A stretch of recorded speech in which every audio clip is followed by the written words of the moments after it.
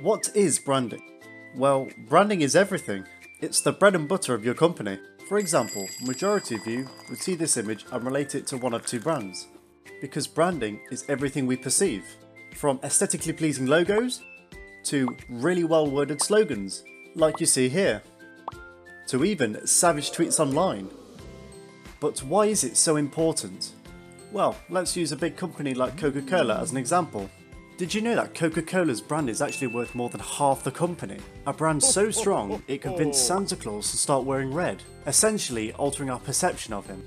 And because we are emotional people, we will have loyalties to brands that we can relate to and respect. We choose the brand we like instead of a cheaper alternative, because we trust that brand and we have expectations for what we pay for. And that's the cycle of a brand. And with all that information, we come to a judgment with how we perceive it. Even the bad information. Have a question? Enter it in the comments below, or feel free to visit our website.